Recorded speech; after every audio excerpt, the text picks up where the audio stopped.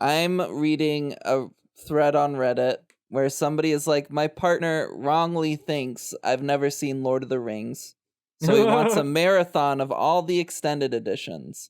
What can I say or do to wind him up during it? Good. People are in the comments giving them ideas about just like stupid stuff to say during the movie. Oh my god, give me some examples. Top comment. When I watched the trilogy years ago with my girlfriend at the time, she asked, "Do they want the ring too?" every time a new character or monster appeared on screen. Another one. My fiance just constantly called Gandalf by the name Gandalf. That's enough for me.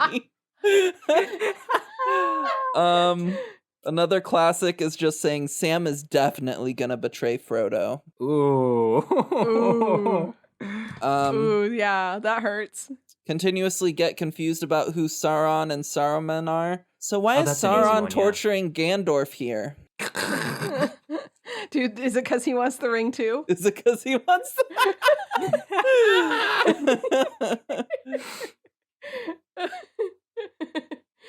Oh, good. There's so many good ones. Gandalf. When the Ents attack Isengard, yell, "Run, Forest, run." Stop.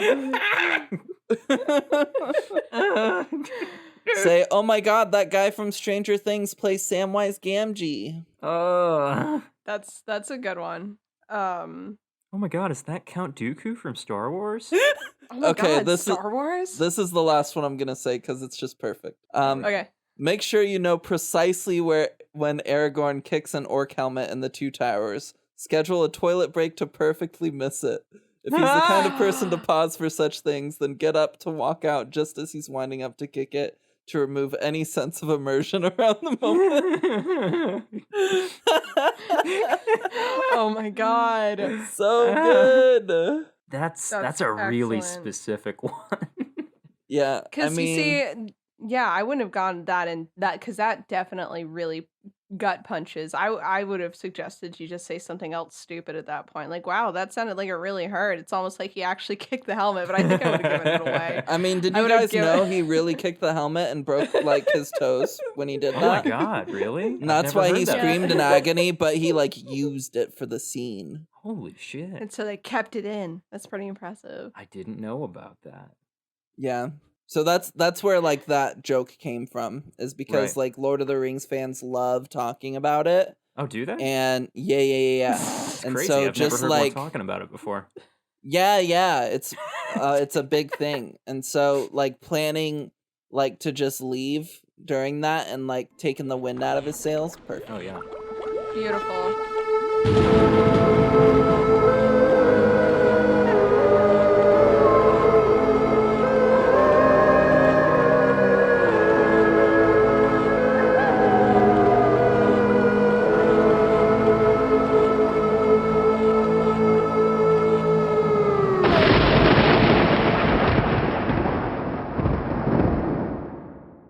Hello, everyone, and welcome to Casual Obsession, the horror movie podcast where we talk about horror movies. I am Nina. And dicks. Genuinely. A good, when they are available to talk about, which they aren't this movie, unfortunately. I'm Nina, and with me today are Jeff and Emma. Hi, I'm Emma. We don't have Noah today, unfortunately. Noah was killed in a tragic Noah accident. Oh, Noah is Noah here. You might say that he is Noah Moore. Now you do one, Nina. No. Sounds like she's got Noah joke to tell. Wow, that was the worst one. Oh. That was pretty bad. Yep. But it saved me from having to make one, so that's fine. Thank you guys for listening today. We're talking about the 2012 movie Sinister, directed by Scott Derrickson and starring Ethan Hawke. You may remember that last week we talked about a 2021 movie, also directed by Scott Derrickson and starring Ethan Hawke. That's because it's Hawkboy Summer. and we're just getting started, baby. Hot boy summer. So yeah, Sinister got similar cast, not just in Ethan Hawke and Scott Derrickson directing, but we also have our very good boy who played Eddie in the It movie, the second It movie, and he played Max in Black Phone. He plays Deputy So-and-so in this movie. Oh, geez, that is the same guy, isn't Deputy it? So-and-so. Yeah. That's him. I That's did our not sweet, realize. sweet baby boy. Huh. And his big sad eyes. But yeah, Sinister is a movie that follows kind of a typical setup for a horror movie. We have the failing writer who is trying to spark up the fame that he has lost, and we have him dragging his family to move into a kind of suspicious town that doesn't really want them there. While in the house, they uncover some history about said house and the family that lived there before them, and weird, spooky shit starts happening pretty immediately, involving some videotapes. So yeah, we'll get into spoilers in a bit, but for now, I'm not sure if these are Noah's ratings for Sinister critically or not, so I'm gonna just do a quick cross-check. Okay. And make sure We'll wait. We got Thanks. all the time we need. Okay, it's true. Critical reception of Sinister is lower than I expected. That's part of why I had to go check. IMDb has it at a 6.8. Rotten Tomatoes has it at a 63%. Huh. Metacritic has it at 53. And Letterboxd has it at a 3.6 out of 5. Which, again, kind of low. Yeah. Honestly. That feels low. I'll kick the personal. Yeah, I'll kick the personal ratings off with Noah. Noah put it at a 6 out of 10. I would love to hear why, but he's not here, so fuck that. We don't care about his opinions. That's right. If he wanted his opinions to be heard, he should have been here. Yeah, he should have been here. So since he's not here, let's hear from somebody else. Jeff, what did you think of this movie? I was planning on giving it like a 9. I really like this movie. But now all these low numbers are making me second guess my opinions. But don't let them. I'm keeping it at a 9. You, Jeff. It's a good movie. Do it. I like it. I like it a lot. It is a good movie. Emma, what are your thoughts? I hated this movie. Not really. Fair. This is a fun movie. You know, when I first watched it, it had been hyped up to me a lot because Sinister has like this reputation. It's like, it's the scariest movie of all time. It's scientifically proven to be the scariest. Ooh, nice. And so I was like, wow, I'm going to watch this movie and I'm going to poop my pants. Right. And then I watched the movie. You didn't? Listen, folks. The end, my pants were clean. Oh my God. No. You didn't even that pee takes a little? at least one I didn't even pee a little. Wow. But, you know, it's still a fun movie. It's a good horror movie. I think it is more on the side of classically scary, kind of like traditional, what you think of horror, of like jump scares and like whatever else. I think it's got those elements. It has some elements that are a little bit deeper scares. And it's a fun time. Plus it's got our boy Hawk Boy Summer, and we stan him. So we do. I would, you know, I'm putting this movie at like maybe an 8. Yeah. A B. Yeah. I like it. Yeah. What about you, Nina? Thanks for asking, What do you Emma. think? Let me tell you. I think this is like the quintessential horror movie in my mind, because like what I expected Insidious and The Conjuring to be, this movie is. Like it doesn't shy away from showing the things that I want to see. And it only leaves to imagination the things that I want it to leave to imagination. So honestly, this one, as far as the genre that it is of like haunted house and ghosts and 2010s horror, this is maybe the one for me. This is my favorite of that kind of like little box. I have one big problem with this movie. What's that? But I'll talk about that later. Okay. You'll find out. I'll just wait Thusly, then. I'm giving it an 8 out of 10, I think. Okay. That's what I gave. You can't copy me. Oh yeah, you're Okay, I'll give it a copying. 7. I'll drop it 1. We can Whoa. go 8 is 9, 8, 7. Whoa, that's pretty low. That's pretty low, Nina. Really not It's higher reading the than room. any of the sites gave it, so That is I think. true. That's I think not those true. sites One are of them wrong. gave it a 3.8 out of 5. That's a 3.6 out of 5 That's still a 7.2, which is higher than yours. by 2 points, but fair. I'll give you that. Yeah. Hey everyone, editing Noah here. Just wanted to let you know, I did rate this movie higher than a 6. I rated it an 8, but I forgot to update my notes. I got the critical updates in, but I didn't do the personal update. That's my bad. But yeah, no, it definitely this is a great movie. I'm not gonna actually give my opinion on too much because I think I haven't listened to the whole episode yet, but I'm sure they cover it for me. But it's really fun. 6 or 8 out of 10. My only issue is what do you call those fucking family dynamics? You know what I mean? They I don't know. They don't do it for me. Anyway, thanks for listening. Get back to the episode. Okay. Let us spill some content warnings for this guy. Scary. Oh Scary. yeah, it sure is. Science. It's a scary one. There is some there's some child death.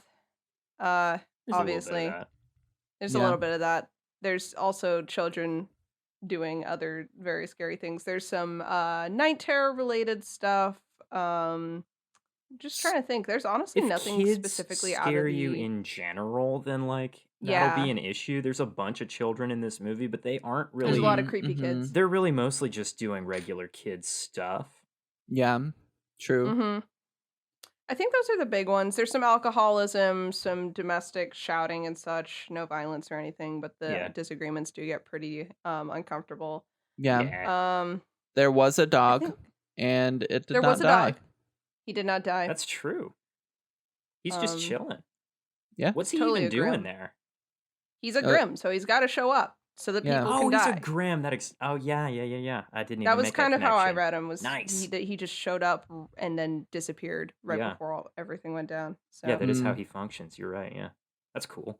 Other than I've that, got yeah. something to say about that dog, Okay. but I'll I say got it something to later. say about my last content warning, which is if demons and shit get to you, they're Oh, gonna yeah. try real hard to convince you that this bitch ain't a demon. But if demons and shit get to you, this guy will get to you. They're Right. gonna be like, oh, he's a Babylonian pagan deity, and it's like Like, yeah, buddy, that's come what on, that's Christians just- kind of like. That's just another word for Yeah. demon within It'll that just- specific kind of line of things. Yeah, it just depends on how So- you view that kind of stuff.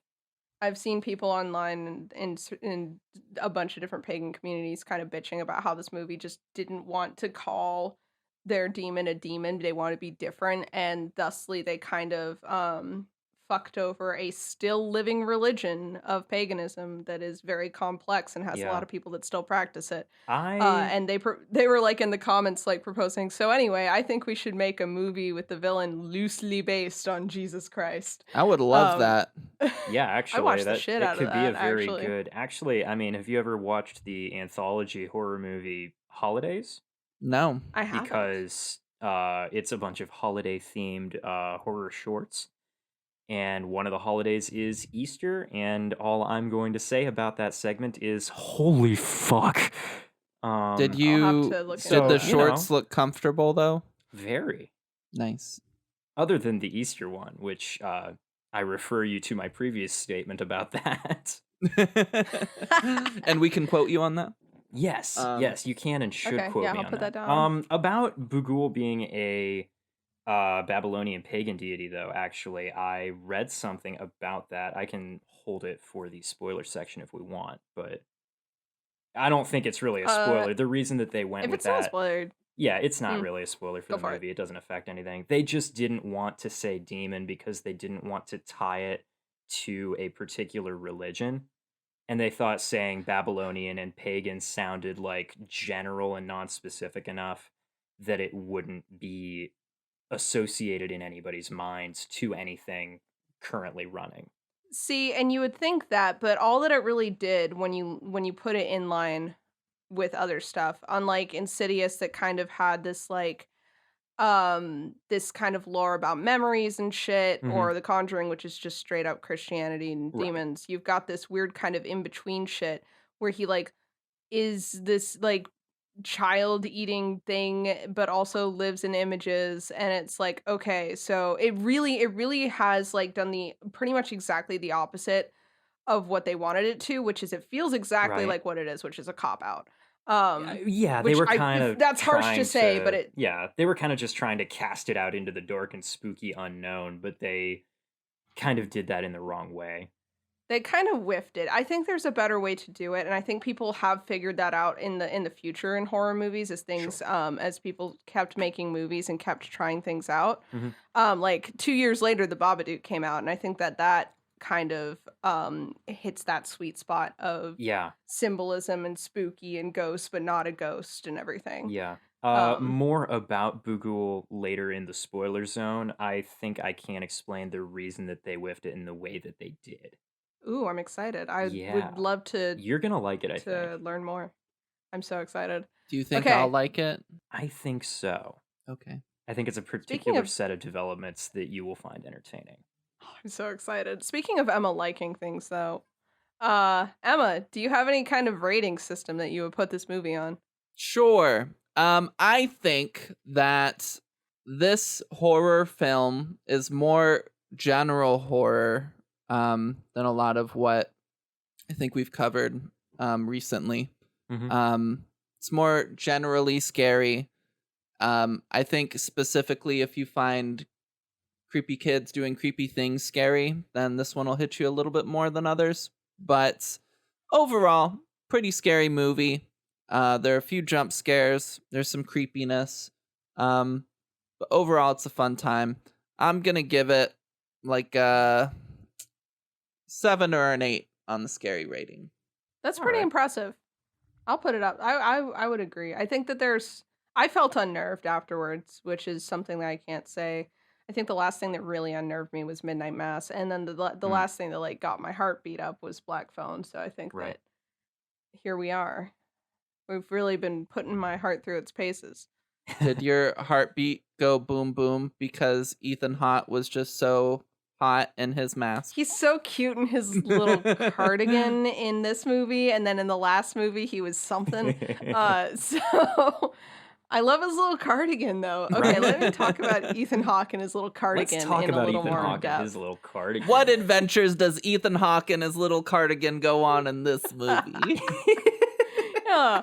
All right, so we open Sinister 2012 with a heartwarming family film of 4 people hanging to death from their backyard like tree as a tree limb kind of breaks, and the weight of it is used as a lever to hoist them up into the air. I love the camera that shot plays out. It's so good.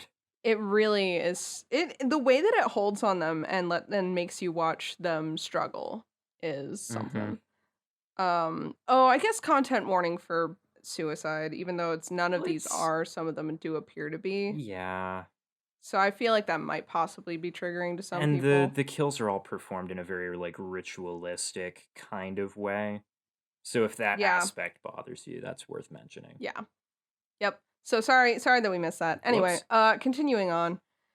So that opening scene plays out, and then we move to the Oswalt family. Ellison Oswalt, a writer, and his wife and 2 kids, a son that looks a bit like all the pictures I've seen Jeff in as a kid. You're not wrong. And sorry, that I wasn't like expecting to get called out today. And their kid, I think Ashley is the girl's name. Trevor and Ashley are the kids. I don't know the wife's name. Tracy, I think.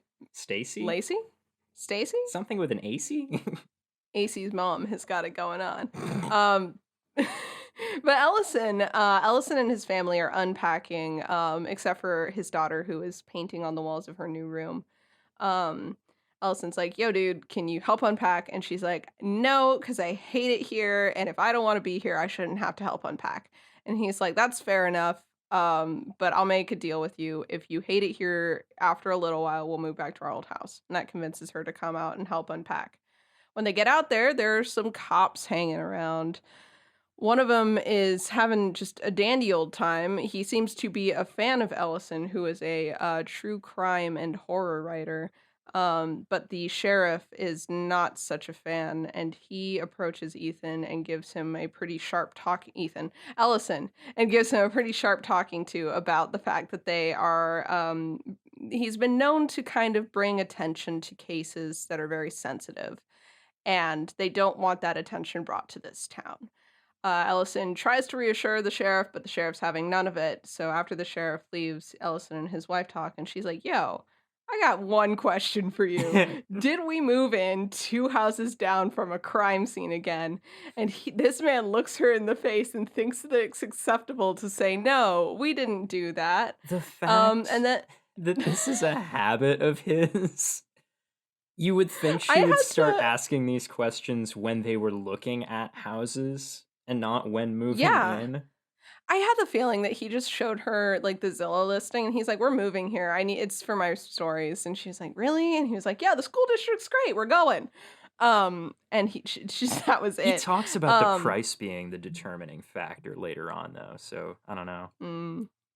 Well, yeah, that might have been how he talked her into it as well. But the point is, this is not a house 2 doors down from a murder scene. This is the scene of the crime. We get a shot of the backyard that has the tree in the same state it was in the home film, which is great. They didn't even bother cleaning up the downed limb. It's still just hanging there. So Ellison gets to work immediately on writing this new book. We see that one of his books did really well, and things have not been so great since. His wife is like, yo, you gotta lock this door. Don't let the kids in. Your research can really freak them out. And he's like, oh, absolutely. I'll lock my door. Sure you will, buddy. In his investigations around the house and kind of looking for research on this case so that he can write about it, he stumbles across a box in the attic full of Super 8 tapes. He does crush a scorpion with this box. I did not know that's what had happened the first time I watched this, but later he references it, and he's like, I killed a scorpion up there. And I was like, oh. Yeah. Is that what happened? It's kind of hard to see what happens. It's pretty dark. But that is apparently it. He plays a few of the tapes and is immediately confronted by some pretty grisly stuff. He sees the family hanging. He finds another one of a family in a car, bound and drugged, and then the car is set on fire, and then he finds one of a family being tied to lawn chairs and pulled into a pool to drown. I was telling Noah this, but this movie reminds me of Saw in the in the way of like, these are some really cool ways to kill people, but you can tell where they kind of were like at the drawing board, like how else can we kill people? Let's throw darts at it. Lawn chairs in the pool. See, that was one of the better ones to me. I think there's a later one that I think is a little lazier. Is it the car? No, the other one. The tree? No, I love that No, one. later on. I'm trying not to say it because we're not at that point in the summary yet. We'll get there.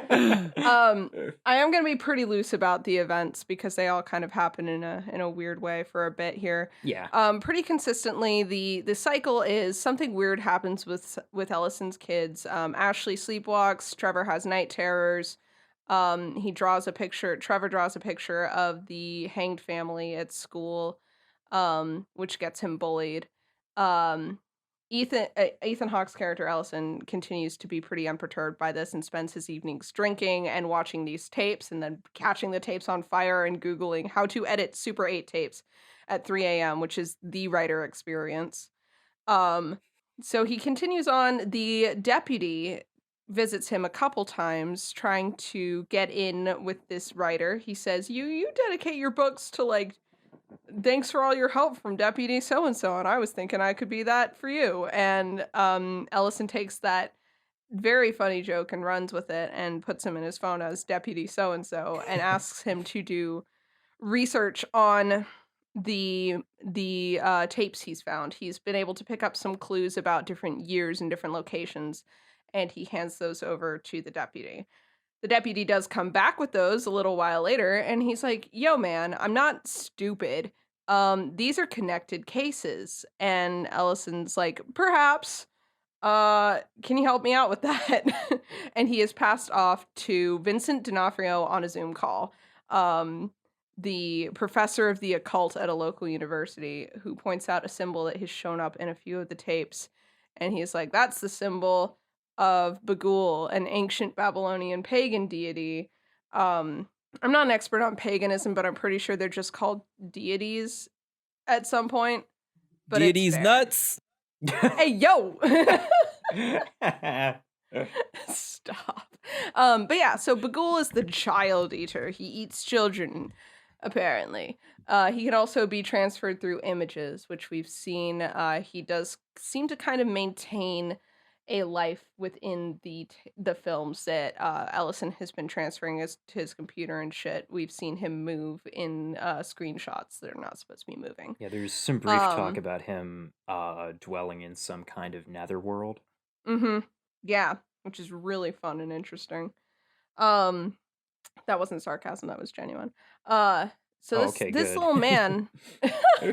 So as we kind of see this man popping up and freaking out Ellison's kids, we see that Ashley has painted the family hanging from the tree on her wall, and as well as a kind of visage of Bagul himself, and she has seen one of the kids that was involved with these cases, one of the missing kids, because in each of these cases, the family dies except for one child who goes missing, and Ashley happens to see the ghost of one of these kids. And she paints the girl a picture because this used to be her house, and she wanted a picture painted of her on the tire swing, and that doesn't creep anyone out at all. Well, no. No, why would it? It's totally normal, obviously. Totally normal. We get a fun scene of Ethan Hawke with his bat trying to, as he's on his last nerve, kind of making his way through the house, and the ghosts of these kids are kind of playing chicken with him. They're running by him, up to him, around him, but none of them are interacting with him directly. Until eventually he gets freaked out enough that they move out of the house and back to their old house. It is only after they've moved back to their old house that Ethan Hawke gets a call from Deputy So-and-so saying, I figured out the pattern. The pattern is these people do not get attacked until they've moved to a new house from the house the murder was committed in. So each of these families in the tapes have moved out of the murder house into their new house, and the new murder has taken place there, and so on and so forth. Upon realizing this, Ethan Hawke Ellison, I'm gonna keep fucking that up, but he had burned the tapes on his way out of the last house, and then he immediately asked the professor of the occult, he's like, what if you burned the tapes? That would get rid of them, right? And the professor's like, I'm sorry, Ellison, do you have these fucking tapes? And Ellison's like, no. I love Why that would scene. you ask me that? He's just like, what kind of book is it that you're writing exactly? And he's just like, nothing, no. Don't worry about it. Unfortunately, just as he's figuring all of this out, and he finds these tapes again with a new edition that say extended cuts, and as he watches the extended cuts of each of these murders, he sees that they were committed by the missing children, which unfortunately means that since they're next, he is in danger from his own daughter, which he finds out when he sees a very glowy drug in his cup, along with a note that says "Good night, Daddy" on his desk. He wakes up to his daughter with a massive fucking axe, and she chops her family up into little bits and paints the wall with their blood because that's what she's good at. And then Bagul picks her up, and she joins the rest of the kids in this like film netherworld.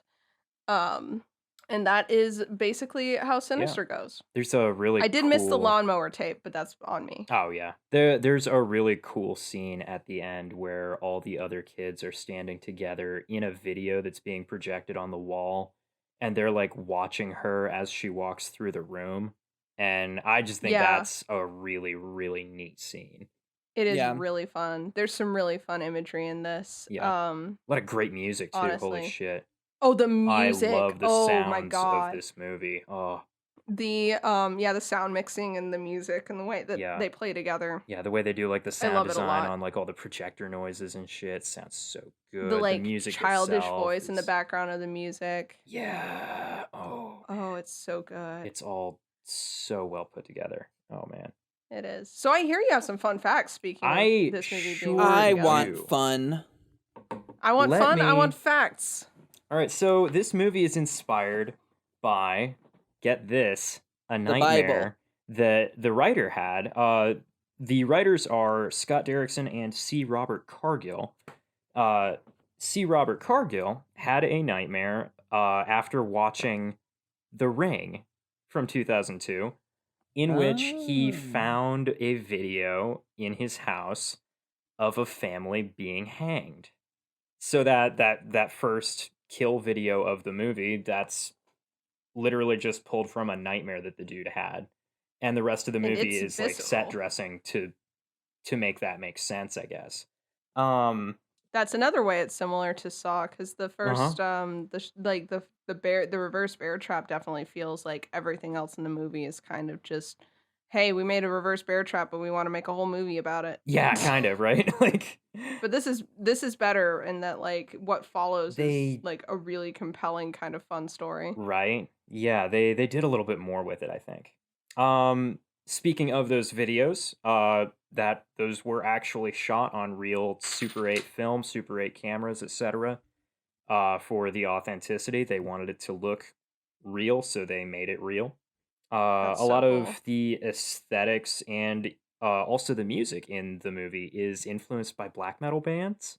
See, I knew that. Right, you can tell that it's right? hard. It's the kind of up front there, but they do it in a cool way. They go out of their way to lampshade it as well. They're like, oh, it's not a pentagram like those Norwegian black metal people have. And I looked over at Noah and I'm like, just because you say it doesn't mean that the fact that you stuck a guy in corpse paint and called him Bagul made it okay. Like, it's not okay just because you said it out loud. Okay, so about the design of Bagul, the way that they came up with his look is literally Scott Derrickson.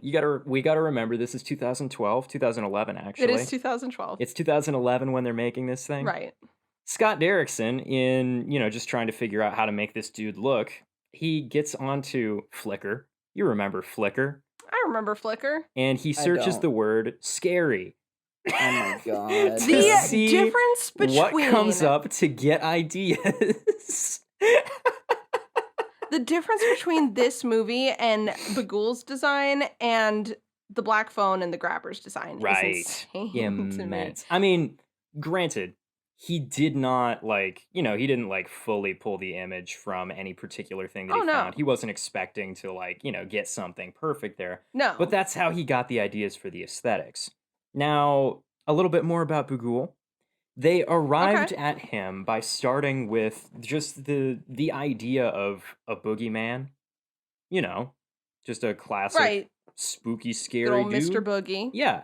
They decided to call him Mr. Boogie. And in keeping with that kind of a name, the original idea for the character, they describe him as being sort of a Willy Wonka type. And that he was supposed to be sort of scary, but mostly, also sort of silly. And he got the kids to, do his bidding and all by, just kind of luring them into his realm, which is something that they talk about a little bit in the movie, that he lures them into his world. Originally, the idea there was that he would, be the kind of character that would be luring to children. But then they decided that adults would find that too silly, too distracting. So they decided to make him just straight up scary. And I think hypnotic instead. Yeah, I think the decision to make him just a scary character, but for the kids to not really have any conflict about working with him, is way better, right? Oh, it works it so sits well. so much harder.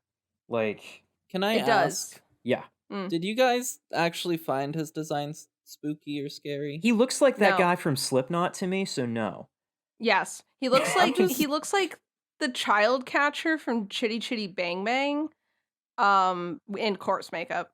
I'm trying to like think of, because like older movies are a bit different, but I'm trying to think of like a recent movie where a practical effects monster actually came across as scary to me. Yeah, because with this guy, I don't think- find him scary. I think I found him scarier than the lipstick demon, but the bar is literally on the floor. Well, that's the thing. He's got so much less like visual characterization than the lipstick guy does. But like, The last, yeah, I don't know. I feel like the I haven't scare found it of practical. Bagul is just not in his look or his physical presence at all. It's more in no, it's what in the effect like that he has, story. the atmosphere that they build around him, like, which I think is kind Yeah. of more the thing with this movie as well. Is it's Right. more into just building 100%. the creeping dread atmosphere, and it does that really There's well. a I think. reason that like his shitty design doesn't drop this movie any more than it does, and Yeah. that's just because that is entirely because like the rest of the movie is so good. Yeah, I As far feel as like, like the way that it builds atmosphere. yeah, I feel like if I they would have mean- went too hard on his design, it would have detracted from the movie. Honestly, Here's the I thing, would have though. much preferred just give me like a guy, like Right. a weird looking guy in place of So- Baba Ghoul, who is like stands there and is, you see him in like the recordings and things, and you think like, oh, it's some human guy doing this, and then it's- the strike of like, oh, it's actually the kids, and this guy is some sort of supernatural thing. It just comes across as creepier to me. And then you get a guy who's able to use facial expressions and whatever else to like bring a little bit more to the evil character. Yeah. And I So- feel like it just would have been a lot stronger. I disagree. Go ahead, Jeff. I think that like the emotionless of it is definitely one thing. Yeah. And again, it's 2012. So I get that. As we were just talking about, about Black Phone and how like the mask plays into it. And this is Yeah. part of I have one big thing to say, so I'll let Jeff say whatever. Oh, okay. I like that we get nothing from him, I guess. I feel like if we're going for the ancient Babylonian thing, it would be really easy for anything that we get from him to be sort of, I don't know, ruin him a little bit. But like, I like the idea that he is so, I don't know, so removed, so other from us that we just like can't read him. It's almost like a Michael Myers kind of thing, where it's just like, yeah, there's nothing to yeah. read, and that's kind of what makes him scary, is the emptiness of, not knowing his intent And the not lack knowing of what's a going motive on. and everything. How does he get the kids to want to do what he wants them to do? We don't know. It's You know, it's good that we don't I get that feel like information. yeah, I feel like the fact that we don't get anything from him is kind of what makes him cool to me. Especially since the story's not been told from the kid's perspective. Right. The second one which I think is. it's huge that we're just interesting. Yeah. I don't know how much I want to watch the second one. It's pretty good. Here's my big gripe with Bagul. If you're going, it again, it feels cobbled together. It feels half-assed and now knowing that this movie is like the set dressing for a nightmare, and the tapes are like the good parts of this movie. Bagul's design pisses me off on several levels. Okay. Because you're taking ancient Babylonian pagan deity because you don't want to say demon. And you're taking a mishmash of scary photos you found on the internet. And you are smacking those together with no regard for the like kind of synergy you could make with those two ideas. You are not incorporating ancient Babylon or pagan deity even Yeah. into what this guy looks like. And you're not incorporating scary internet image into it either. It's not like, oh, he draws from the modern images of the time to find his appearance or anything. It's literally just scary internet images plus the title that we came up with him because we didn't want to say demon.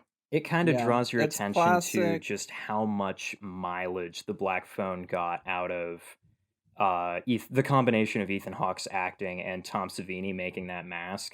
The Because fact that you said, oh, they decided that they had an idea of where the mask came from, which is that he found it somewhere. yeah, that was the And he's story, kind of- and then Right. yeah, it was Tom adapted it Savini and to his team use. that decided, like, okay, we're gonna decide that this thing is about 100 years old at the time, so we're gonna research what things were like at that point, and that's where this whole design is coming from, and it's all this thought. Then we get Scott Derrickson doing that kind of work by himself, and he's just like, I don't know, I'll just go over to Flickr and see what people think is scary. Right. Yeah. And it's like, again, this was not the focus of the movie. The grabber Right. is very much Yeah, like the point focus is of just the Black Phone. videos. And Yeah, everything else is and I get framing that. for that. But And like and I will give them credit. Bagul's design in the background of these films and just kind of in the distance with that like gaunt, big, black, gaping like eye holes shit that Yeah. corpse paint gives you. it's distinctive. Like that works. It works when you see it from a distance. The up close jump scares did not work as well for me. Yeah. The The my jump god, and the scares grainy filter, I were- could see him in the back was one thing. Yeah, I like Jump that. scares were but- dumb. The whole Yeah. like him or like Cardigan Hawk going up to the attic in the end, and the kids are there watching the film, and then suddenly like Gabagool pops down like sideways into frame. That was just dumb. Yeah. Like, yeah, Let's that's look at 2012 that. for you though. Let's look at that realistically from like Right. take ourselves out of the camera frame for a second. What does that fucking Right. look like? Gabagool's just kind of He's like just standing waiting there for him laying sideways, down. like, yeah. And he's like, ah. Yeah.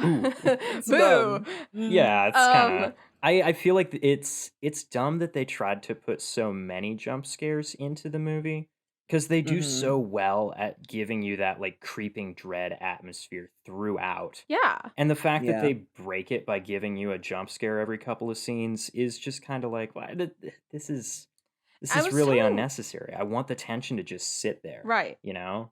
Right. No, 100%. Okay. I have two very minor but also major grumps with this movie. Yeah. The first one, for the first while of the movie, the first half, I would say, every spooky thing that happens apart from the cameras themselves has to be undermined by, no, it's very normal actually. So, kid is sleepwalking, kid has night terrors, but this is a normal thing we know happens. Right. The box is moving, but it's just a snake. There's a lot of these things that are like, ooh, is it spooky? Is it spooky? No, it's just things that happen and the characters are reacting pretty much normally too.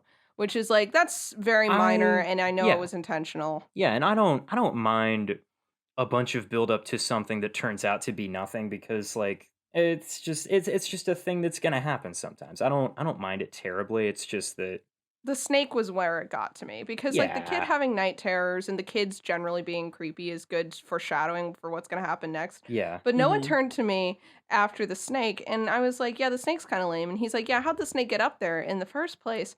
Snakes don't Ooh. get into people's houses. Okay. And I said, Snakes get on planes. that's not true. Because if you remember, my dad posted a picture of a snake that got into their house and my grandmother commented, scared the fuck just looking at it, thumbs down. Nice, Grandma. So obviously snakes can get into houses. Can I Yeah. say something? Go for it. No. Yes, please.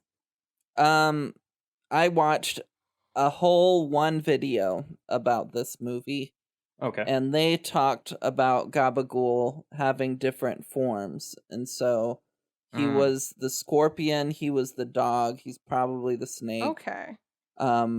And they're all doing something. Scorpion is getting him to go into like the tapes and bullshit.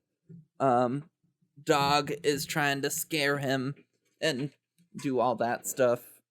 And I don't remember the snake really. But all that to say, all right. the animals are Gabagool, and he can change and do all that stuff. That's an idea. I see the way that I read the scorpion, the snake, and the dog was just that like the box and the presence of Bagul himself attracts like radiates evil. Like omens, kind of? Yeah. And therefore it attracts... Yeah, I guess you could see it as omens. You could see it as just, like, bad shit being attracted to his presence. Kind of like, kind of like in Lord of the Rings, the way that the One Oh my Ring is always God. bringing misfortune upon the people who bear it. Okay.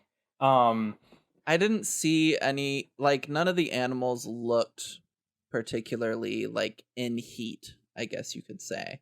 Yeah, there are a lot of movies where you get a lot of animals because of something, and they're all going kind of nuts. Well, sure. They didn't I'm look not going to- horny, is what I'm Stop saying. it! But the area that the house seems to be in doesn't seem like the kind of place that scorpions live, right? No. Maybe I don't know Have enough you- about So- scorpions, but like, Have you ever lived in, like, Arizona or anything? does it look like- like This that? movie takes place in Pennsylvania. Holy shit! But, like, I take place in I- Pennsylvania. I'm more meant, like, anywhere that has scorpions, but I have you'll not. find them kind of all over. I have not lived in a place that has scorpions, but I have lived all my life thus far in Pennsylvania where there are not scorpions. So, Apparently there's one. As far as you know, there's one, and also- it's in Ethan Hawke's attic. well, he killed it 10 years ago, so I think I'm safe. But like, also that snake doesn't look like the kind of snake that inhabits that part of the No, country. it's like a... Unless it was someone's pet. Yeah. Because it's gabagool. So I kind of thought that specific choice of snake and the scorpion itself were kind of like references to Bagul's like Babylonian descent, or however you want to look at that. Mm. Yeah, that's interesting. That could I would be take that. completely nothing. I don't know. Who knows? Could be anything. He's like, what the fucking animals live here? Fucking scorpions? I know what a scorpion looks like. Morphs into a scorpion. You know what would be Immediately scary got to squashed. find in your attic? He's like, I'm thinking back to my last time that I was on Earth, and 4,000 years ago or People whatever. tend to find scorpions pretty scary, I think. I think the last time I was around humans, scorpions were not it. And this is maintained, many people are saying this. This has maintained its truth through the 60s to now, says Bagul. Yeah. Let me talk about my other gripe, though. Yeah, let's go. It's not that big of a deal, but it is that big of a deal. A major point in this movie when they're discussing the profile for who may be committing these murders is that if the first murders took place in the 1960s, in the specific chain, then the murderer would be old. But Right. that's okay because they are orchestrated in such a way that you don't have to be physically strong to carry them out, which we later learn is not because the killer is old, but extremely young because it's these kids. Right. So they go out of their way to show that these are elaborate murders, not because they have to be elaborate, but because it's kids carrying them out. And it is the ritual as well. But then Mhm. Ethan Hawke's kid just uses a massive fuck off axe. She does use a massive fuck off axe, yeah.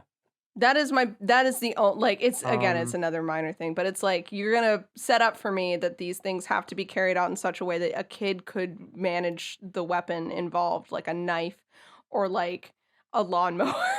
But then you're gonna give the last kill of the movie just an axe. The She- painting on the walls was very cool. Right. The axe felt less orchestrated than the other murders. Okay, but were. she is Yeah, I old wish it was enough a cooler to kill. sort of reasonably handle that axe, and the way that she had them down on the floor, she really only has to swing it down. Mm-hmm. I think it's, like, realistic for her to be able to use the axe, but I wish it was, like, a cooler death. I wish it was Yeah, foreshadowed like a little more as well. cooler Yeah. kills. Because you had the whole movie, you set up her painting really well, but Right, the and only that's weapon cool. that we've seen in this movie is that her dad had a bat. Maybe if Ellison had been Yeah. carrying around the axe the whole movie, I would have seen it coming a little more. Mm. Um, You know what would have been cool? I don't remember if they talked about his previous book much at all, or like the case that it covered. They But don't if it talk did- about the actual case in that book, no. If they did talk a little bit about the case and like who died and how they died, and then that was mirrored of like that's how the little Ooh. girl kills the family, That that could've would have been been cool. real cool. that would have Yeah. been cool too. Yeah. Yeah, but the axe just kind of comes out of nowhere. Yeah. Yeah. Compared to the other kind And I of thought- out there ways of killing, just having an axe was. I know that the blood painting's supposed to be the cool Sure, thing because sure. the, And it the is. tape is titled But it didn't have house to painting be or whatever. It didn't have to be the only cool thing. Yeah, I also didn't really like how the girl was like at the end where she said, "Let me ask you a question," and then killed all of them. I thought that was a Yeah, bit corny. that was a bit The too actual silly. It line, distracts from the seriousness of the scene. Yeah. the actual line of "I'll make you famous again, Daddy" is bad enough as it is. You guys don't have to go out of your way to make it. Yeah, that wasn't 'Cause the great. kids- I did kind of like the subplot about his conflict as a writer, the way that he used to always say, "I'd rather die than write a book specifically just for money and fame," and yet, like, here he is doing exactly that. That's cool. Mhm. That's It a is. good thing to have as a subplot for your true crime writer your writer. character. It's Yeah, super fun. But then I'll make yeah. you famous again before killing you is kind of like, eh. Nah. It's not the worst thing I they could have gone liked- for, but like, No. It is not the worst thing they could have gone for. Let me ask you a question is the worst they could have gone for. I liked how Ethan Hawke's character was written as a writer. It did lead to me looking over to Noah a couple times during the movie and asking him very pointed questions, such as, "How would you feel if I moved us into a crime house to write a book?" The answer, fuck. the answer may shock was, you. the answer was, as long as you told me about it, I'd be fine. He's my like, if I had gosh. to find out several weeks into living there, I would be upset. Noah's okay with living in a murder house. Wow. Okay. He Yeah. said this. I think it's the caveat is if it would help me write a book. I don't think we're just gonna live in a murder house for fun. Ah, okay. Okay. Dang it, Noah. The Those second, are those are going to be the only houses available in the open market soon. the longer we're alive, the more houses become murder houses. It's just statistically the way things That's are. true. It's inevitable. And of all the houses I've Yeah. ever been in, the only one that felt for sure like it was haunted was actually brand new at the time. No murders. Huh. Oh. I don't know about the only house I've ever been that's in that it was maybe haunted because it was Emma's brother's house. Mm. So it is Still- haunted. It definitely is. It's but, not like, maybe. It is. There's no question there. that's the only haunted house I've ever been in. I don't know its history though. Neither do we. Dan assumes or like has because the previous owner owned it since like the 70s or something, like a super fucking long time. Mm. And my brother is like, I think the previous owner was just like a serial killer because there's like a creepy little garage as well. Oh, He's- no. with like a really shitty floor. Ooh. And my brother's like, I think he was a serial killer and like buried the bodies under the garage and then re-cemented over it. And that's why there's a ghost. Next time on Casual Obsession, I'll recreate the plot of Sinister by moving in with with Emma's brother and writing a book from My from brother- his house. Sometimes he's out of town and he asks me to like check in on his house like once a week just to make sure everything's cool check and on like the bring in ghost. mail and stuff. Part of me is like tempted to just stay the night one time and do like ghost hunting, you know. Honestly, like, I would do it. it would be worth it, I think. Nina, come down and help me ghost hunt. unironically, I don't want to fuck this ghost up though, because it seems like it's just minding its business for the most part. We won't be mean. Well, no, it's just about, We'll like, be hey, we just wanna measuring talk. its presence and whatnot, figuring things Right. out. Figuring just things record out. her opening the closet and Yeah. and that'll be try it. to That's- talk to her. Just want a little proof. Yeah.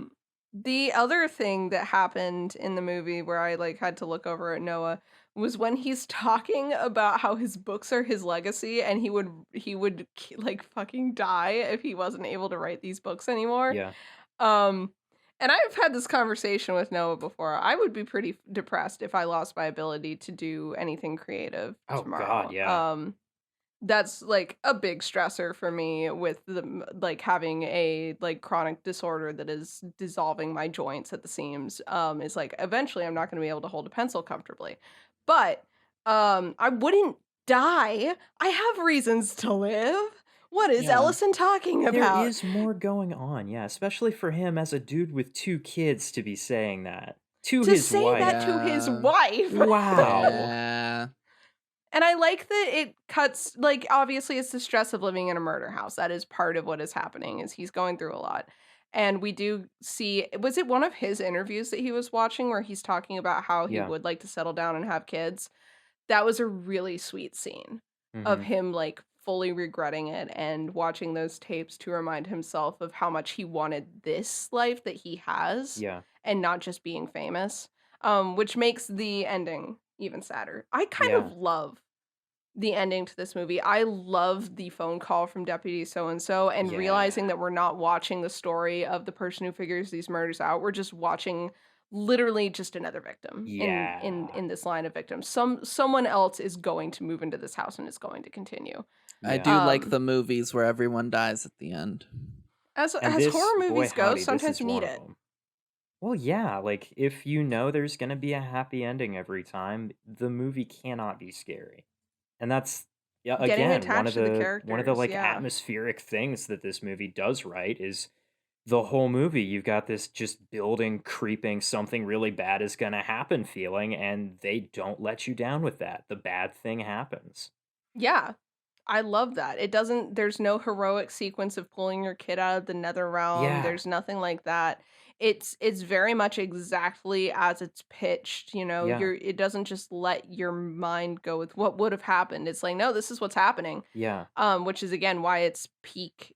It is the movie out of these because The Conjuring and Insidious both end with like, and then they happily lived ever after, except for maybe they didn't. Instead of this one, Yeah. which where it's like, no, everything's dead. Yeah, this one, it's Everyone's just, dead, yeah, he figured it and it's out, and not then over, she and it's gonna happen killed again. him. He spent the whole movie Yeah. trying to figure out what's going on, and then it happened to him. It was happening to him the whole time. He thought he could escape it. He can't. Like, that's just good. It is. It really is. We want to talk about the videos real quick. Like, Let's, I because would those like to are talk dope about as them shit. on an individual basis.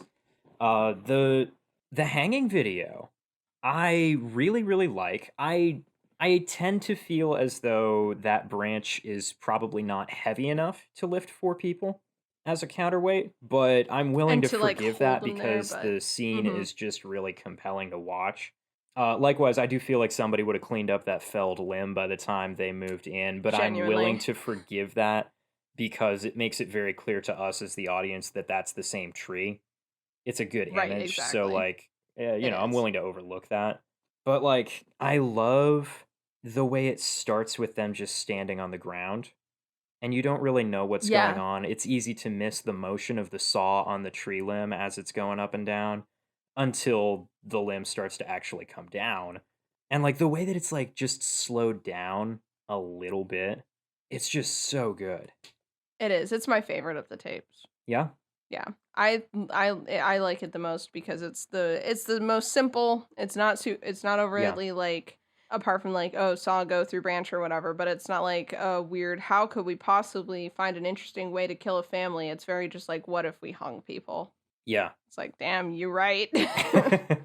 Yeah, like you said earlier, the pool one is perhaps the most contrived. And And the also, it least, doesn't and the poorest acted. Like, she's literally just like wiggling her feet as she's in the See, pool. They're just kind of going like I mean, that. the way that they're like Like drugged and windshield tied up, wipers. it's kind of like, what else are they doing really? They're moving more under the Right. water, but like, what else are we going to see? I thought that was If they actually had kind like of good. spasmed a little, I would have But liked that more yeah, than the windshield wiper feet. But yeah, that's maybe. fair. But that's That's such also a the one nitpick that for kind me. of plays by its own rules the least. Because you do still need Mm-hmm. some physical strength to like pull a person with a rope like that. It's like unless they Yeah. had pulleys set up that we didn't see, it's like I don't know about that one.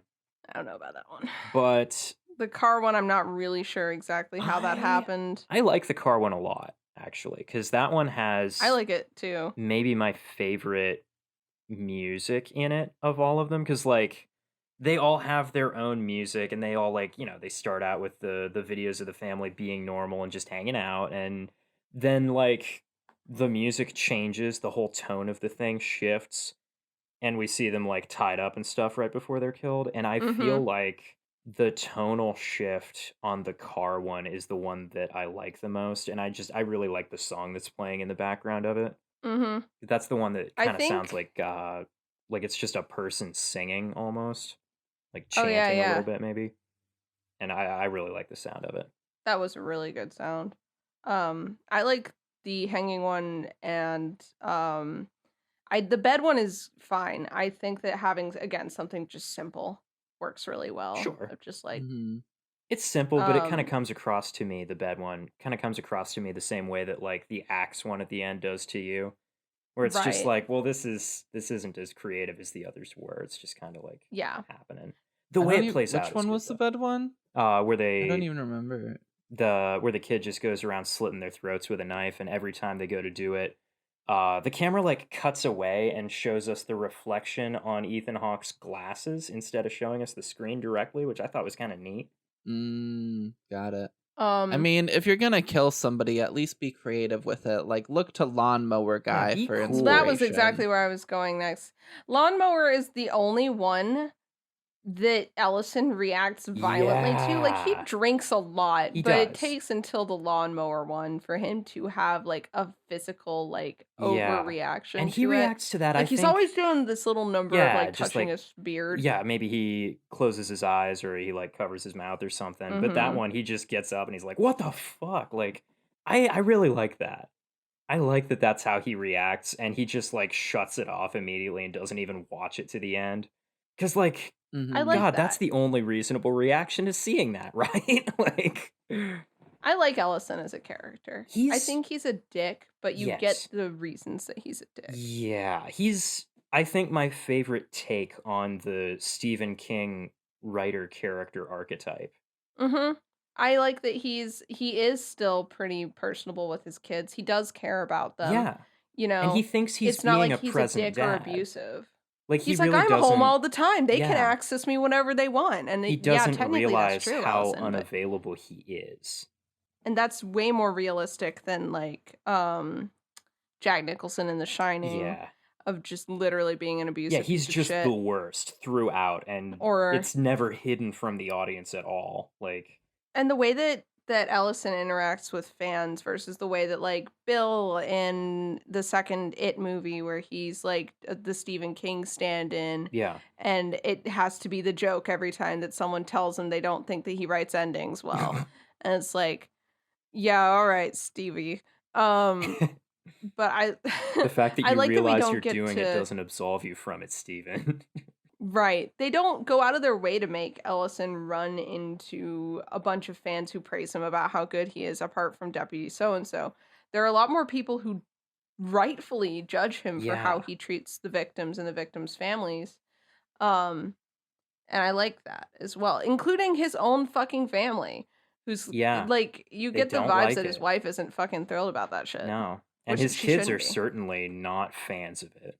And they don't hesitate to tell him so. I No, and they shouldn't. I don't think I'm gonna do it, but I would be really interested to see somebody compare and contrast the treatment of true crime authors in this versus Halloween 2018. Because I feel like something Hmm. shifted in the way that people in general viewed true crime between 2012 and 2018 to now.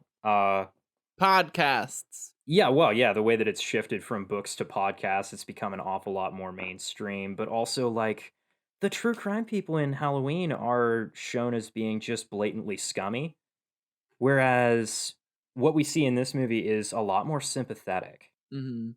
But It's more also while, sympathetic, like- and it's also scathingly critical. Like, I Yeah. think the criticism, because it's more sympathetic in this movie, Yeah. it is more sympathetic in the like, oh, I see why you were doing this and why you think what you're doing. Like, they Yeah. give a chance to hear him out, and then they're immediately like, but that doesn't make it okay. Yeah. And You also know? they show that he is lying to himself a little bit. Oh, yeah. Whereas Halloween love 2018, it was that. just like, hey, true crime podcasters, scum of the earth, right? And that's it. That is as deep as that goes. They're just like, They these literally people deserve suck, to die. and that's it. Mhm. And now we're killing them. Yeah. Do you wanna read Noah's notes? Yeah, I have a proposition as well. I read the short story that The Black Phone is based off of, and I would like to give you guys on air my review of that, but we can do Okay. that after or before Noah's notes. Up to you guys. Let's But do we're that. not talking about the black phone. Okay, so we do Noah's notes first. Yeah, let's do that after. The Noah's Notes with no Noah. Noah's notes, no Noah. Not that he contributes much So except no to defend Noah's himself. notes. Well, yeah, he can't No defend Noah? himself now. Only notes. Noah says this movie's opening is incredibly underrated. Is it? Is it? We've talked quite a bit about it. I think it was underrated because I remember all the hype about it in the few years after it came out, but like, I don't think anybody talks about it all that much now, do they? That's not anymore, really. That's not what I knew about this movie. I had Yeah. heard the things that I hear about are the lawnmower, mostly. Right, it's just about like the videos, Right. which are the high point of the movie. I mean, they're good. It's well executed. Yeah. It is. Noah says, Ethan Hawke is such an asshat to the sheriff. You don't like me, huh? Well, what if I give you a signed copy of my book, All Cops Are Lazy Pigs? Will that smooth things over?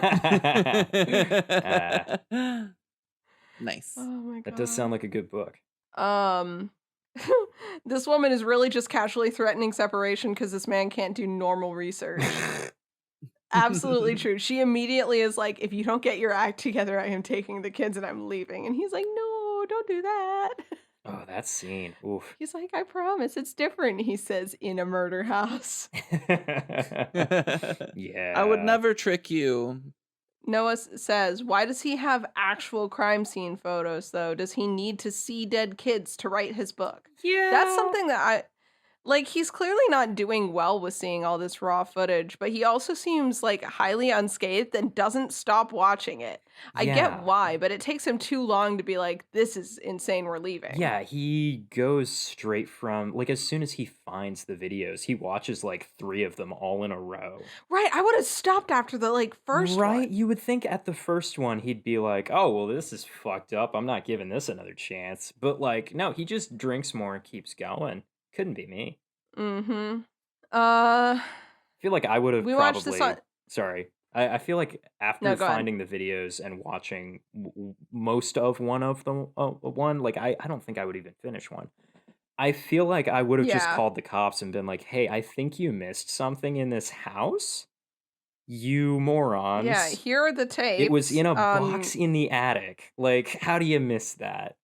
And then they would be like, literally. well, it wasn't there. It's magic. That's how this is here. And I'd be like, oh, and it'd be like, right. cool, I'm leaving. And then Bagul would get me because that's just... Yeah, that's true. He'd be like, the jig is he up. He wins just either get way. You right then and there. I'm not better than Ethan Hawke, really, but I would be faster.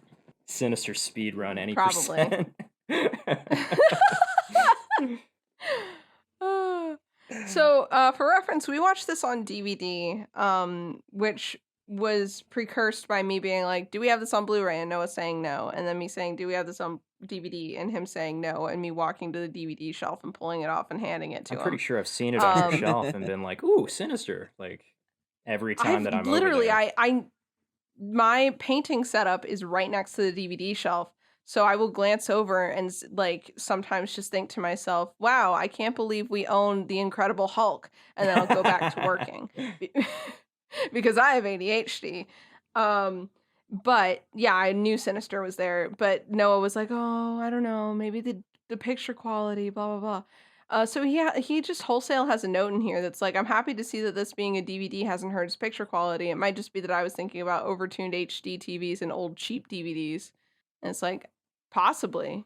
But it looked fine and sounded fine and was fine. So that's the good news. We got the full Sinister experience. Nice. Noah says, Trevor has a night terror. Ellison, damn, it's because we're in the murder house, a thing which only I know. Ellison's like, no, it's not the house. He's fine. It's just the move. He's stressed. That's nothing. He's stressed. Noah says, Bagul just vibing at the bottom of the pool. That is the funniest shit. That is like Lipstick Demon in his workshop levels of funny, but it works a lot better in this movie. Because I find it unironically funny. Not in the like, oh my god, this is so bad way, but in the like, oh my god, he's just hanging out at the bottom of the pool. It is still a little creepy, but why is he down there? He's just standing there like he does anywhere else, but he's just in the pool.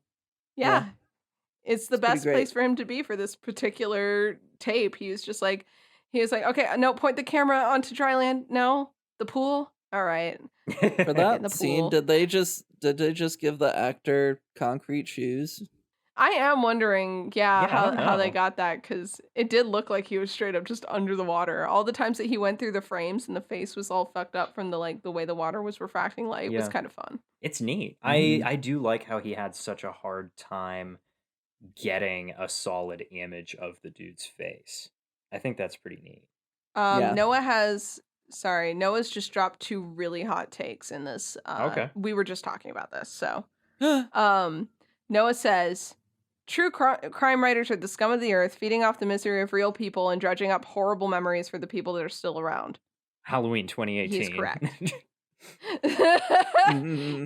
He then says, man, if these movies were real, that's some horrific shit he's just sitting and watching. Like, Yep. come the fuck on, man. Your Like pride we is were making it just so you saying. can't go to the police. That's so weird of you. Get over yourself. Yeah, the way that he like almost makes the call, but then he's like, no, I gotta have the scoop. He looks over his several unsold copies of his book, Kentucky Blood, Yeah. and he hangs up, which is a good visual metaphor for what he's thinking, but also, like Noah said, get over yourself. Yeah. Noah says, man, I love how dated and weird he looks in this old interview. Yeah, the way they Yeah. styled Ethan Hawke for that interview is so funny. Yeah. They say that amazing. it's what, like 10 years ago at the time, and that man looks 2002 as hell. Oh, he Mhm. does. The slicked back hair. He's definitely aged well in that little cardigan. Oh, certainly. Cardigan Hawk Black is best Phone- Hawk. Black Phone was like Dilf Ethan Hawke, like ironic. This is Dilf Ethan Hawke unironic. Yeah. Also, good news, everyone. You can now rent Black Phone digitally. Oh, hell yeah. And you should. It's a good Yeah. one.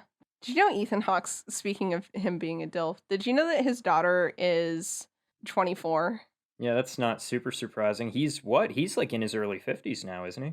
No, I'm just saying that it always stuns me when celebrities are around my age, and Maya Hawke is in Stranger Things, and I see her and I think to Maya myself, Hawke is his. she- Oh, holy shit. Okay. Yeah. Yeah, all right, that His changes and- things. Now that I know who it Oh is. God, what's her mom's name? Uma I don't remember. Thurman. She looks like Uma Thurman more than she looks like Ethan Hawke, to be honest. Yeah. Huh. Yeah, I knew Maya Hawke was Uma Thurman's kid, but I did not know that Ethan Hawke was her dad. Wow. Yeah, that's why. That's why Hawke. She's okay. Maya Hawke. Yeah. Yeah, Hawk Boy Summer, but it's also Hawk Girl Summer. I mean, well, yeah. but- Hey. What was I gonna say? yeah, what else is Noah saying here? Yeah, what else is Noah saying here? Noah says he's not a fan of the Ghost Kid sequence. That's fine. Which one? The one where they're all running through the shit. I They're Okay. running through the house. Yeah, I feel like that scene is kind of unnecessary for what they're trying to accomplish, but I don't mind it horribly. Mm-hmm. Noah says, I do love that either A, he never takes the film out of the projector, or B, he never addresses that he makes sure to take it out so somebody else is re-threading the Super 8 film through the projector. Those are the only 2 options. And he does not address either of them. Yeah. Noah says, I dig how he clearly thinks he might be hallucinating the projector running. Which is good. Oh yeah, like when It's he wakes true. up in the middle of the night and it's just set up and going. Yeah. Yeah. I think those couple of scenes are pretty neat. Like I think they contribute to the creepiness pretty well. Yeah, agreed.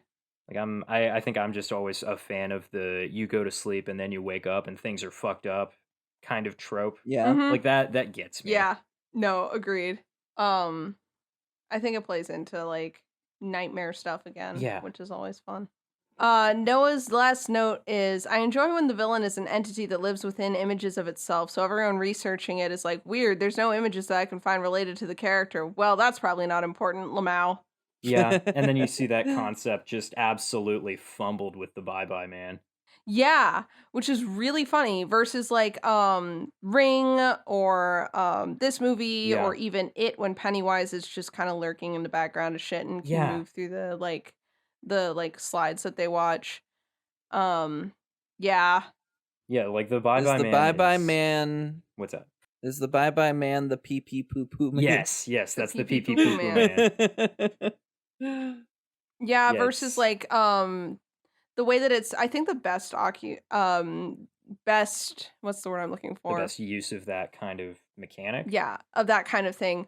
To be 100% honest, is in the second episode of Doctor Who that has the Weeping Angels in it, and they address that if Ooh. you catch the Weeping Angel on film, it behaves. Yeah. The film is basically a duplicate of the angel, and it behaves in the same way that a physical version of the creature would. Yeah. Um, That I is really a really enjoyed good use that. of that. Because in that case, but it's that may not. be my favorite. I like that it's not that the angel exists exclusively in the image. They are just a thing that is out there, but then like their thing just carries over into the image. Like I think that's a Mhm. neat twist on it. It is. It is really fun, and it is really fun in the way that like you may feel tempted to document the presence of this creature, but the moment that you You do, make it you're worse. doubly fucked. Yeah. Yeah. Mm-hmm.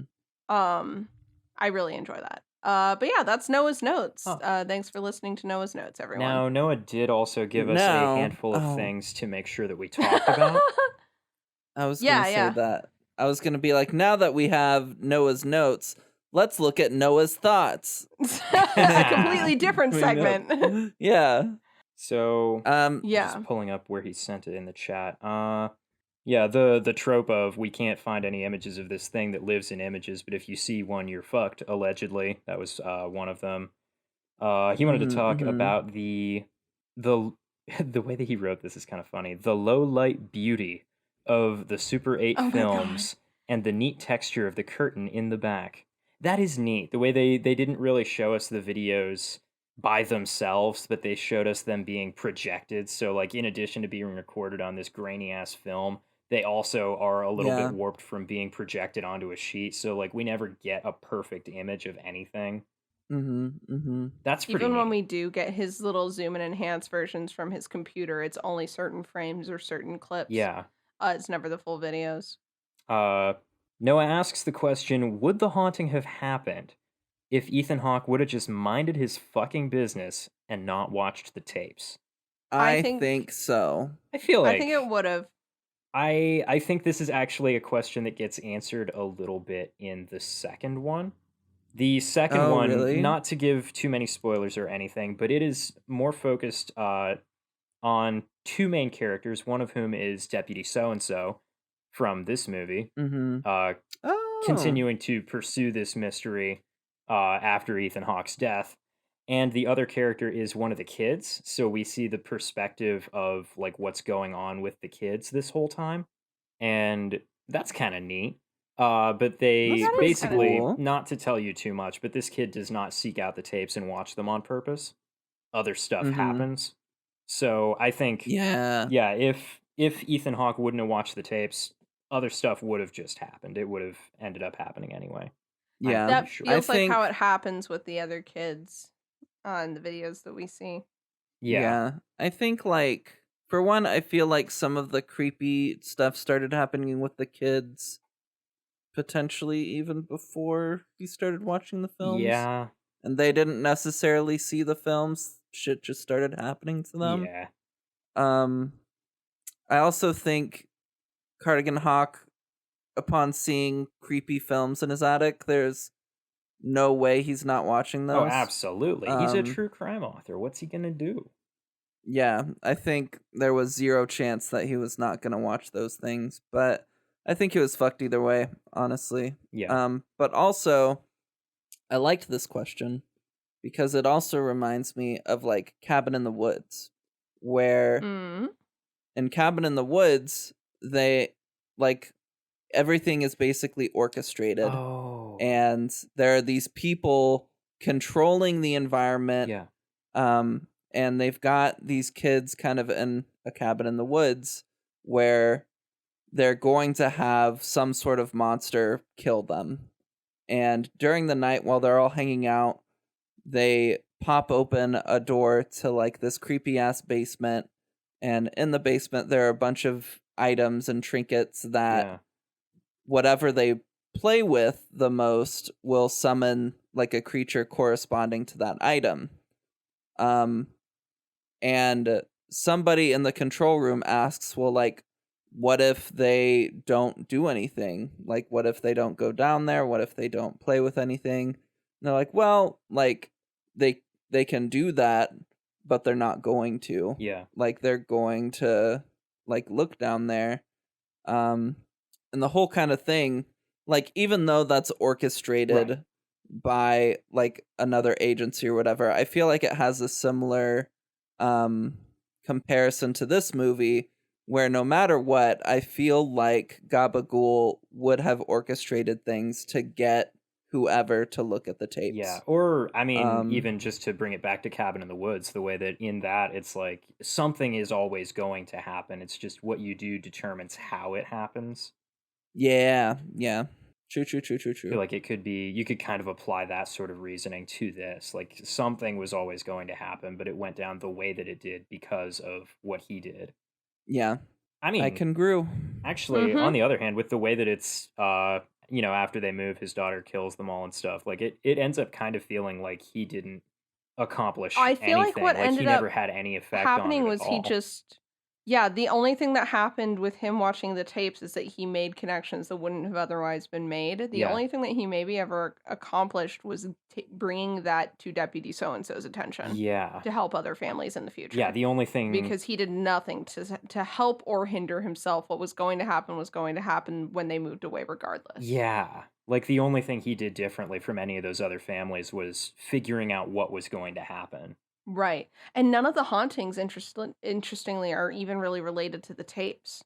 Yeah. We've got Creepy Dog, we've got his kids getting night terrors. The tapes are eventually what convinces him to move out, but I think that the stuff that was already happening would have just kept escalating until they moved out. Yeah. It's move in, get infected, move out, die. Yeah. And I don't think that the viewing of the tapes affected that much at all. Right. Well, the tapes actually don't need to be present at all because if Bugul is transmitted through images, the first thing that the kids do once they start to enter his influence is they start creating those images.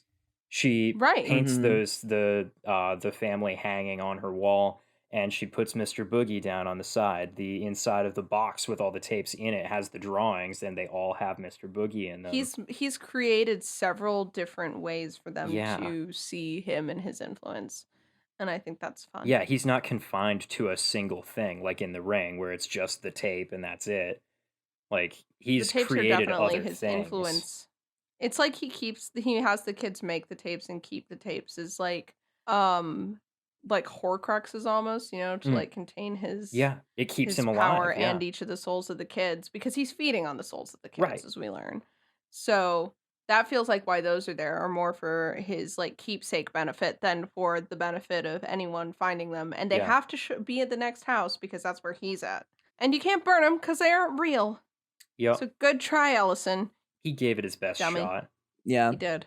eventually. I really still love the professor's reaction to that of just like, hey, Ellison. Like, hey, what actually is going on? I have a couple follow-up questions. You're talking about tapes now? What? Like, Where did that come from, and do you want to elaborate? And Ellison's like, no. no. Actually. All a joke.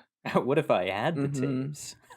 Most certainly. Unless. Unless. Okay, so the fourth and final thing that Noah wanted us to bring up, he says, god-awful family dynamic, the weakest part of the movie for me. I didn't believe that Ethan and wife loved each other almost at all. We didn't have time to devote to them exactly, but we got a good relationship set up between father and daughter, so it bums me out that everyone else got sidelined so hard. And I think he's feel a like- little bit right, but I take slight issue with it. What's that, Emma? I feel like it's pretty obvious that Ethan and wife don't love each other, or at least wife doesn't love him, and he's preoccupied and obsessed with work. It feels like the obsession is what's really keeping them apart because again, that scene where he's watching the old interview of himself and reminding himself what's really important to him, it feels like she wakes him up so gently at that point, and Yeah. it feels like and then he's just been neglecting them. The moment that he's ready to move them all back to the house and he says he's not going to write the book, it seems like she's very open to accepting him back if he does reprioritize. Yeah, the way I perceive And that it. she does love who he is and Yeah. can be. She just doesn't love who he is when he's obsessed with crime. Yeah, though the way that I perceived it was just that like they were going through a very bad, very extended rough patch, and he maybe didn't fully realize the extent of it. Definitely. Mm-hmm. But like I felt like the overall family dynamic, this is actually a note that I took, was that like I liked the characterization of all four family members. Like it kind of none of them seem too flat. You know, like I think the son is the one that Trevor is kind of the one that we get the least on other than Tracy, which Yeah. is bad. This movie doesn't treat Tracy very well, but like even Trevor, we do get a bit about him, which is just that he's, you know, due to the way that their lives are all going, he's at a very angry kind of phase, you know? He's not happy with a lot of stuff. He's probably like 13. Like, of course he's not happy. He never sleeps. Like, Listens to loud music, is a grumpy boy. yeah, like I didn't really feel like the family dynamic was It's not the worst I've seen in that one bad. of these movies. Yeah, like the family I in The found it Conjuring more is way compelling. worse. I was going to say, I found it more compelling than either the Insidious or the Conjuring families. Easily. Yeah. I think it's because, again, I mean, I don't know. I can relate a lot to getting lost in creative pursuits and forgetting to maintain relationships. 100%. So, so like, I don't know if it's just because I relate to that. And also, I blame myself for it. So when the wife is getting on him about it, I'm like, yeah, she's Like, right. yeah, this is stuff that he needs to hear. Absolutely. But he Yeah, also so, needs to I don't know. like listen. Mm-hmm. Mm-hmm. Like Yeah. the one scene where like she's making his coffee and the daughter is like, "Ooh, can I help? I want to bring it to him." And she brings it to him. Like she brings it up to the door of his office, knocks on the door. He answers the door, is looking at a piece of paper, thanks her for the coffee, and then just like closes the door in her face without having looked at her once. Mm.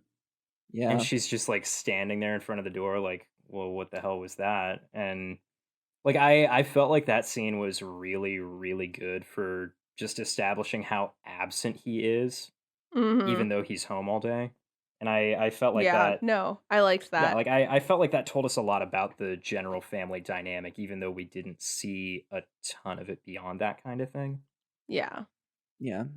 Everyone else got sidelined hard because Ellison is above and beyond the main character of this movie, Yeah. and it's actually really important that we only see what he sees. Mm-hmm. Because I think that makes the actual horror of these kids being lost to this thing even more compelling. Yeah. Is we see all these other families and they're all like happy families or whatever, and it's like they didn't notice their kids going bad, and Ellison notices it even less. Yeah, even though it's very obvious. Yeah. It's practically screaming at Yeah, him, and he's like, like literally it's screaming literally at him in the screaming case of at Trevor. him. Yeah. Like his kids are all fucked up and not trying to hide it at all, and he is just not seeing it because he's too distracted. Like, and then Mhm. like I mean, the fact that it's Ashley who kills him at the end makes that like even more because it's just like, well, yeah, you could have seen Right. this. You should have seen this. Actually, you should have realized that this I wasn't am about you always exclusively. Yeah.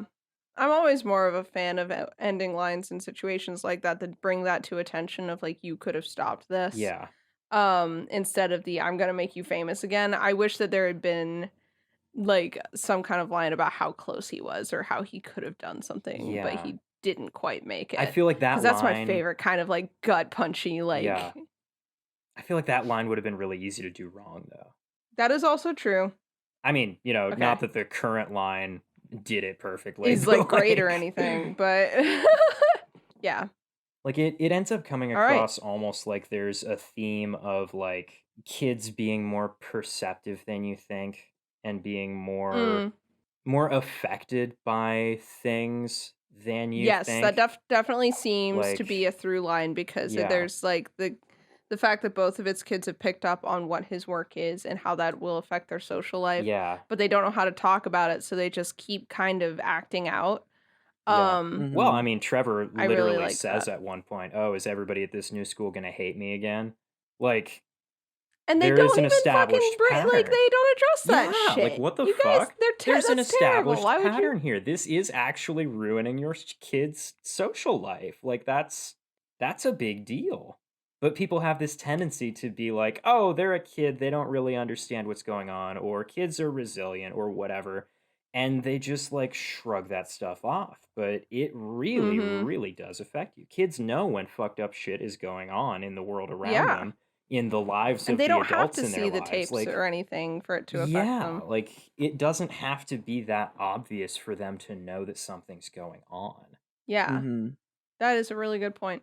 I feel like if they would have played with that theme a little bit more, it could have been better. But I think I had that thought that is too. kind of what they end up doing in the second one. So like, I I'm guess gonna I have to don't watch the fully have a second one at complaint. this point. It is on Netflix currently. I watched Oh, it neat. like a week or two ago. And I think it holds up okay. You know, is it the best that it I'll could have have to give been? it a No, shot. but it takes this story and approaches it from a different set of angles, and I think they do it all right. Sweet. That's Well, maybe cool. that'll be on the docket for the future because I'm definitely gonna give it a try. Yeah. Speaking of the future, what's our next movie? Oh That's a shit. great question. I don't think we've discussed that, and I don't want to make a decision. We should Without keep knowing. Hawk Girl Summer going and watch the first Purge movie. Oh my god, is she in Ooh. that? Or is He's it like the main he's character. Oh, I thought you said Hawk. I thought you were talking about the daughter again. You're right. He is in that. We should do that then. Hey, we're locking it in. Yeah. Okay, Noah's gonna. I think Noah will have a good time with that because Noah's has gotten mad at me for my perception of the Purge movies. What's your perception of the Purge movies? They fucking suck. Okay, yeah, that's. But you You're don't not like wrong. slashers, so How there's a lot of problems with the Purge, and look, this is we'll get into it, but my big problem is when you have a cool premise and you refuse to actually address any of the fun stuff, I get a little bit bitter. Yeah, they really don't Yeah. go after any of the actual fun stuff. True. But let's all talk about that next time. Yeah, we can talk about that next time for sure. Nina, didn't you want to talk about the Black Phone? Oh yeah. Let me address the Black Phone short story briefly. Yeah, I I bought wanna hear about the anthology of like different short stories Joe Hill has written. Cool. That are the Black Phone is in the collection. I skipped right ahead to the Black Phone. Let me tell you something. It's fine. The dialogue that I really enjoy from the grabber of the like, oh man, you really fucked up my arm. Looks like I killed someone. Yeah. The like, I could strangle you for that. I was just kidding when I said I'd strangle you. I'm not gonna do that. I'm not. Yeah. That level of stuff. The brother being there, everything, was still there. I had one really big beef with the story. Firstly, the grabber doesn't wear a mask. And he has a name. Oh. And the biggest problem that I have with the entire short story is that it opens on Finney sitting on the steps to a convenience store, watching a man come out of the convenience store. And Finney is so out of pocket about this man's weight Oh. and this man's appearance. And he doesn't even know that this guy is the grabber yet. He's just being a dick to this man about his weight. And he's like, oh, I bet it's going to be so funny when this guy comes out and falls on his ass and he's fat and he'll fall on his ass and it'll be great. And that's the introduction that we get to Finney and Ew. to the grabber. That's. Yeah, didn't love that. Ugh. It really put a damper on my enjoyment of the rest of the book. Not because Ethan Hawke is the grabber is like super attractive and now my imagination of this No, guy is like, ruined or anything, he's but because just- like He's nuanced and interesting and not just. yeah, he's like fat people are pedophiles and evil TM. Like the short story kind of led into. They did a lot of things that like that was the biggest problem I had. There were some other things where like it's much shorter, obviously. Well, sure. The story spoilers for Black Phone if you haven't seen it. Functionally, Finney gets grabbed. We get a little flashback from Finney after he gets grabbed. It's like, oh, this is what I know of the grabber.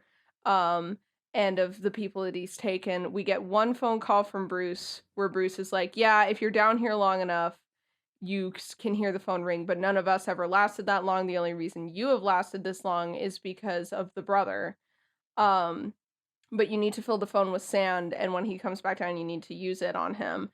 And then immediately after that, the grabber's brother finds him because he yells as the grabber is shutting a door at the door, so his voice makes it out just briefly long enough for the brother to find him. Grabber kills his brother. Finney strangles the grabber, and as the grabber is dying, the phone rings, and he says, "It's for you," and that's when the story ends. The sister still exists. It's briefly mentioned that she does have psychic stuff going on, but the only mention we get is when Bruce is on the phone. He's like, "Oh, your sister knows where we are. That little daydream you had about her riding her bike to find you was real, and you can ask her about it when you get out." And that's it. So it's a short story. Sure. And it has the bones of what the movie ended up being. But all the good stuff is fully just an invention of it being made into a movie. Like, apart from the dialogue from the grabber, which is all pretty consistently still there, of just his demeanor and his everything's fucked up. My brother's here. I don't know what I'm doing. But it seems, with the way that the grabber's described in the story, it seems pathetic and not humanizing. You know, it seems like he's never known what he was doing, because we don't get to see any of his victims other than Bruce. So we don't get the idea that this has been like, this is a calculated practice thing for him. We just get the idea that he's an amateur kidnapper, that something's finally gone wrong. Which is pretty interesting in its own right, but like... Again, it's the bones, and then the movie really, really fleshed it out in a way that made it way more compelling, is what I've learned. The decision it was well written, to put a mask on him and not give him a name is, I think, one of the best things that they could have done. Like, giving him a name is just so, like, all right, let's have his social security number and his birthday, too. Tell me everything about him, but, like... It's not clear whether it's a real name or a fake name that he gives him. Oh, okay. But he gives him a name anyway. I don't remember if his brother addresses him by his first name, and we get to hear whether it's the same or not. But yeah. The name he tells Finney is Al. Yeah, okay. All these nuts. All these nuts. And on that note... Nina, where can we find you? You can find me at Nina Wolverina or House Usher Rises on Twitter. You can find me at Nina Wolverina on Instagram and Twitch as well. I write, I draw, I laughed, I cried, it moved me, Bob. That's about it. Nice. Jeff, where can we find you? Find me on Twitter at Bubba Wubbadab. I just say stuff there for the moment. I don't know. I've got music that I'm working on. Maybe eventually you guys will hear some of that. Nice, nice, nice. Emma, where can we find you? You can find me at Twitch and Twitter at Emma Panada. On Twitch, I have a couple of D&D games going. On Twitter, I shitpost and troll my friends. I'm also writing a TTRPG called All the Witches. You can find information about that on twitter.com/allthewitches_. All right, cool. Hell yeah. Thanks so much for listening, everybody. Have a great week, and we'll see you later. See you next time. Woo!